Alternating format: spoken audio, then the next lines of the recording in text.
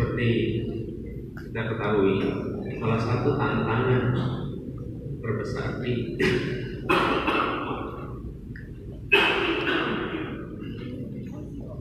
saya ulang,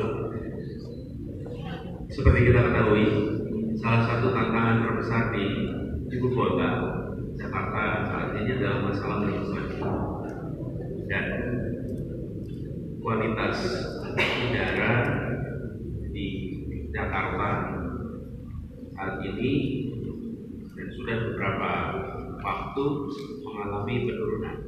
Karena itu kita perlu melakukan langkah-langkah korektif untuk bisa membuat kualitas udara kita menjadi lebih baik. Langkah-langkah yang nanti akan saya sampaikan itu membutuhkan kerjasama dari semua pihak. Karena kualitas udara di Jakarta bukan saja ditentukan oleh kegiatan pemerintahan, tapi juga oleh kegiatan ekonomi, kegiatan rumah tangga. Karena itu, hal-hal yang kita akan regulasi, kita atur, adalah menyangkut keduanya, baik pemerintah maupun komponen masyarakat. Pertama, arah ke depan, kita akan mendorong lebih banyak lagi dari masyarakat untuk menggunakan kendaraan umum massal. Arahnya ke depan ke sana. Karena itu ekspansi kendaraan umum massal itu akan dilakukan secara masif. Kemudian kita juga akan mendorong penggunaan kendaraan-kendaraan bebas emisi. Dan itu mulai dari sepeda sampai kendaraan listrik. Lalu yang ketiga yang juga paling penting, kita akan memfasilitasi penambahan jalur-jalur untuk pejalan kaki yang lebih banyak. Nah, sekarang langkahnya, ini poinnya dulu nanti.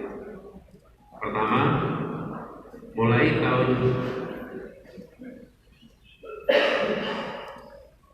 ini kita akan tuntaskan. Tidak ada lagi angkutan umum beroperasi di Jakarta yang berusia di atas 10 tahun dan tidak lulus uji emisi. Ini kita akan strict di tahun 2020. Jadi tahun 2020 artinya tahun ini adalah tahun terakhir di mana kendaraan usia lebih dari 10 tahun kendaraan umum bisa beroperasi di Jakarta. Lalu kendaraan pribadi juga akan mengalami hal yang sama. Tapi pada tahun 2025.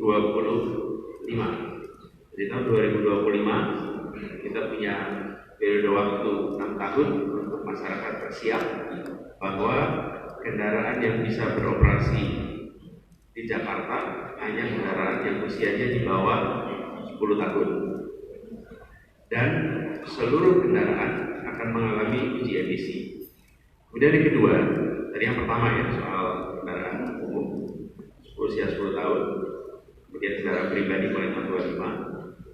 Lalu yang kedua, Pemprov DKI akan melakukan kebijakan pengendalian kualitas udara dengan mengajak partisipasi masyarakat. Di mana partisipasi masyarakat itu? Pertama, kita akan lakukan perluasan rute-rute jalan yang mengharuskan plat nomor ganjil genap. Ini kita akan lakukan perluasan. Kita akan umumkan dalam waktu dekat rute-rutenya sedang difinalisasi hari ini. Rute-rute itu nanti kita akan umumkan, akan ada periode uji coba sama seperti pada saat tahun lalu ada uji coba, sesudah itu baru fase enforcement. Tapi enforcement hampir pasti kita akan lakukan tanggal 1 September. Rutenya insya Allah awal pekan depan kita akan umumkan. Itu periode uji coba dari mulai pekan depan sampai akhir bulan Agustus. Kemudian yang kedua, tarif parkir akan mengalami peningkatan harga yang amat drastis.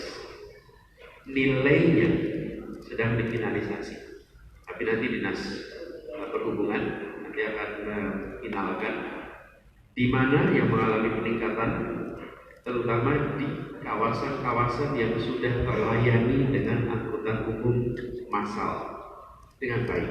Jadi kawasan yang sudah ada angkutan umum massalnya dengan baik, maka harga parkirnya akan menaik amat tinggi.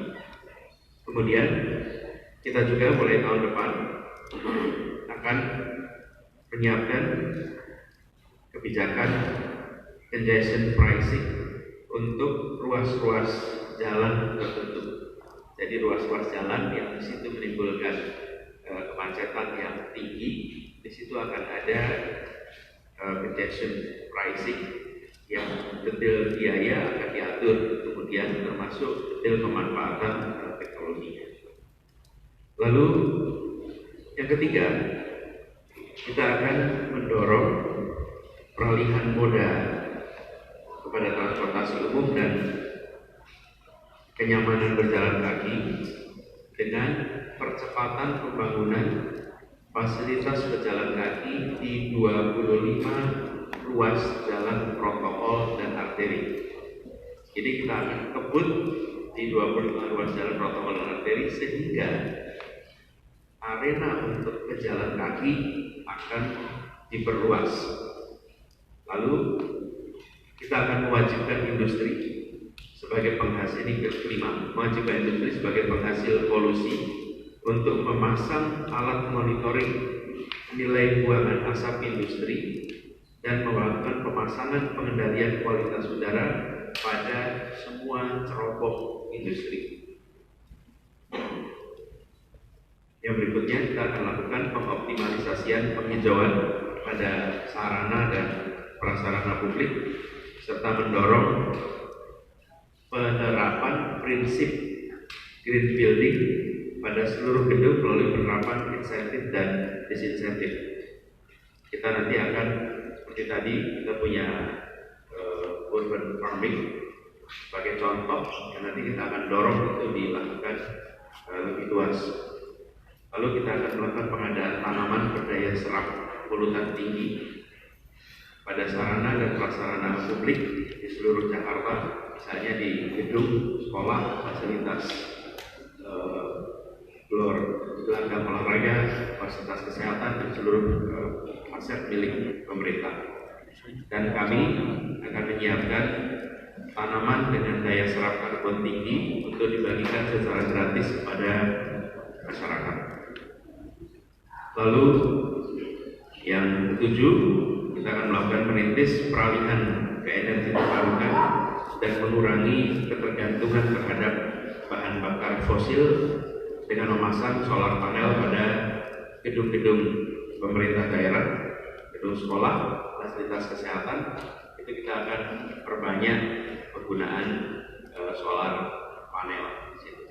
Jadi ini adalah kami menyebutnya 7 inisiatif untuk udara bersih.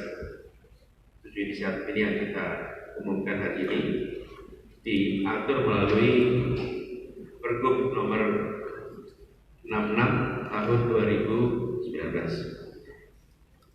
Ini semua teman-teman sekalian kita harapkan akan bisa ikut mengurangi persoalan rendahnya kualitas udara dan memperbaiki serta melibatkan seluruh masyarakat untuk sama-sama kita mengurangi emisi di udara Jakarta. Demikian teman-teman sekalian pengumuman 7 inisiatif untuk udara bersih. Insya Allah ini menjadi sebuah langkah yang bisa memberikan manfaat bagi semuanya. Nanti slide-nya bisa di share untuk dilihat sama-sama. Ya, oke, silakan.